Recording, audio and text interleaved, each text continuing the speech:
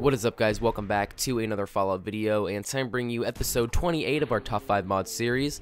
Now, first off, Happy New Year. I know it is January 1st when I'm going to be uploading this, so hopefully you guys did have a good New Year's Eve and hung out with friends and family and all that type of stuff. And I am planning on streaming either later tonight, as of this is being made, or tomorrow, which will be Tuesday. So guys, you should be ready for that. Hop in, say hi. We're going to be playing some Fallout, probably doing a playthrough or doing mods or something. I don't really know, whatever you guys want to see.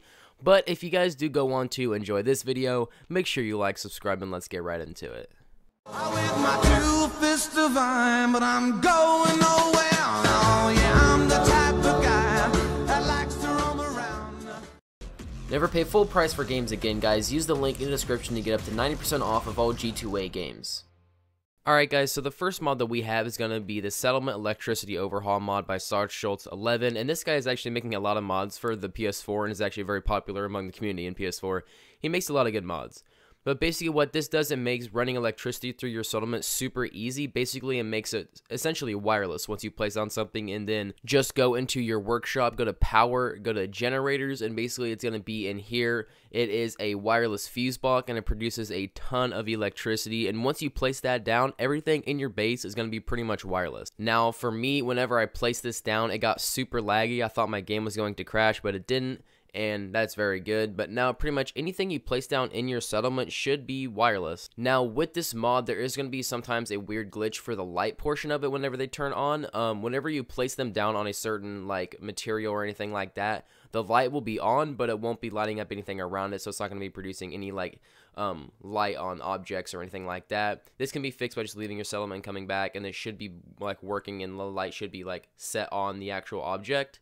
But that only happens with the electricity. Everything else should work just fine, such as turrets or water purifiers or anything like that. They should be working just because they don't really produce light and they don't glitch out. I particularly like this for the water purifiers and stuff just because they take a lot of electricity and it makes your base look really messy if you just have a ton of generators linked up to a ton of water purifiers. And not to mention, generators are really, really loud. So if you kind of want to make your base really neat looking and not so messy with wires and all types of stuff and make it quieter, I definitely do like this mod. As of compatibility with other mods, the only note he has in here says if you are using unlocked settlement objects, or USO it's commonly called, this mod must be placed above the USO base game. So when you're putting in your load over, make sure you just have it above a USO thing, and it should work fine. Other than that, every mod that I've used has been completely compatible with it. Only thing like that is kind of a downside of it. It does require the Wasteland Workshop, the Contraptions Workshop, and the Vault-Tec Workshop. But these are very, very cheap DLCs. They're only like I think it's like $5 for each, I think. But most people, a lot have the DLC anyway, or the Game of the Year edition. But this mod is just really, really fun to have in your game if you're base building or anything like that. And hopefully you guys can find some enjoyment in it. Alright guys, so the first mod we have is the Cloak of Levitation, which is inspired from Doctor Strange, and it is by Jay Chapnelk, I think is how you pronounce his name. But this piece of apparel does have a lot of really, really cool abilities, and it can be made by just crafting a chemistry workbench, go over into it and pressing craft on it, and then going down to utility, and then the Cloak of Levitation should be in there to make. It doesn't require any materials to make, and for some reason has a value of like 10,000 bottle caps, which I guess is really helpful if you're trying to sell or something like that. But basically once you have it on, you can have the ability to fly for a short amount of time, like sort of not literally fly, but more of like a levitate type of thing with like a jetpack from Power Armor suit or something like that. You can fly up, and it's really, really cool. Personally, the reason I think it's really helpful is just because it doesn't use up any AP when you're doing it, so whenever you land, you can still run, and with Power Armor, you have to like sit there and wait for it to heal up whenever you're actually flying, you know. So once you use all your AP, you have to sit there and just let it load up and load up. But this one, once you land back on the ground, you can fly again, which I think is really, really cool and a good way to get around and explore. Personally, a thing that I like to do is whenever you're like bored and Fallout or don't have anything to do, just go to like downtown Boston and just like go and just explore the rooftops with, I guess you could use this cape now because it helps you fly. You can fly a lot longer than you normally could with Power Armor, and just go around and fly and explore the rooftops. You can get into a lot of battles that you normally wouldn't even know to encounter and find a lot of really cool loot, and it's really good for legendary farming. Just if you are on PS4, make sure you are quick saving a lot just because the game does crash a lot and super annoying. The nice thing is this mod does not require any DLC, so if you don't have any of that, that's really good for you. And as well as other mods, it's going to be pretty much compatible with everything, not going to be really affecting anything inside of your game. So don't worry about that, placing it in your load order anywhere or anything, and it's super cool mod. I definitely recommend using it if you're trying to like change up your game a little bit. It does like affect your game a lot, but it is really fun to use.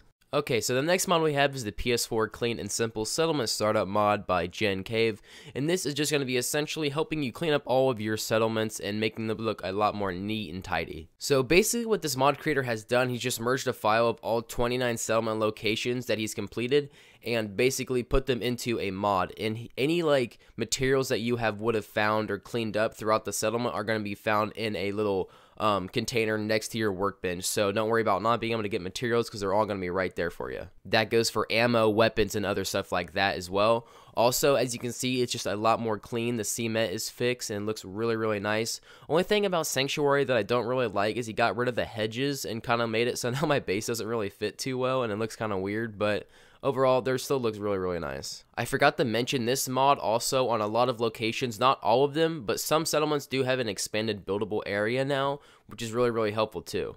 I know this mod really isn't for everybody, and I get that because I know some people do like to actually clean up the settlements themselves and make them fit to their liking and their personality. But for people that don't really feel like going to have to clean up all their settlement before they have to build anyway, it's super helpful for them. Plus, not to mention, like I was saying, you get all the materials anyway. This mod does not require any DLC or anything like that, which is really nice. I know a lot of the mods like these do require them for some reason, but also this mod is going to be pretty much compatible with anything. As far as I know, it's worked with everything I've had. I'm not sure if it's going to work with mods that do affect your bases and things like that. It may get interfered or maybe have to put it above a load order. I'm not really sure how that works, but if you do get interference, I just recommend putting it at the very top just so it doesn't really have to worry about like adjusting to other people's mods. But overall, I really do like this mod sometimes if you don't really feel like having to clean up the base yourself. The fourth one I'm going to be showing you guys is the Mythic Monsters mod by Salvador C17, and this basically just adds in a ton of legendary basically just bosses into the game that you can go around and fight. And this isn't just for the Commonwealth. If you do have the DLC, you can use it for Far Harbor and Nuka World. It's going to be monsters there too.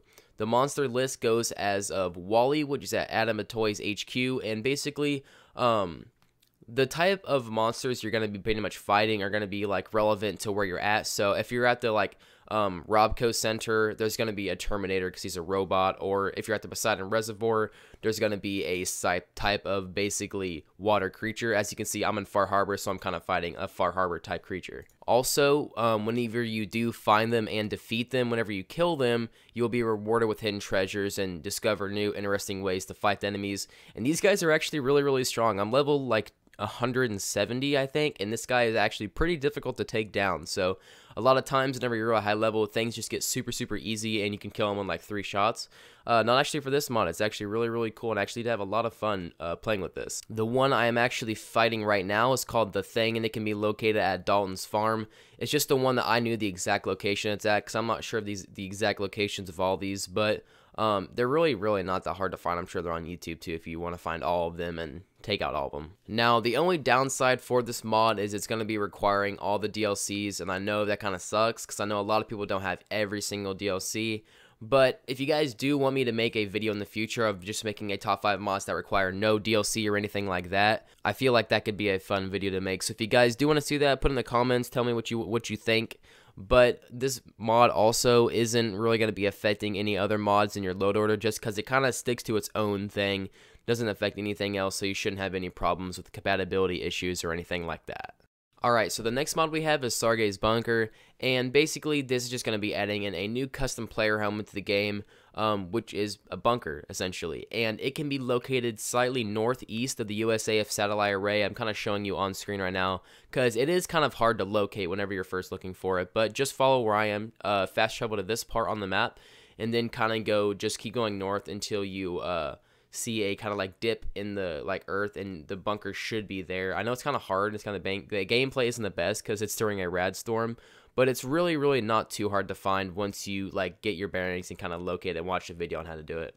And once you're here, sometimes there are a lot of blood bugs and stuff around it, so kind of be careful with that. But for me, I kind of got lucky. But once you get here, you will notice that it's not just a player home, it's actually more of a settlement, because there's going to be a workshop out here with a pretty decently sized building area that you can use. But once you open the door, you can kind of go in here. There's not really much in here just because I think he decided like, hey, I want to actually have the player be able to put some things in there. So you can basically fit in this little entry area anything you want really. But we're going to be taking a look in the inside of the bunker because that's where all the interesting stuff is basically.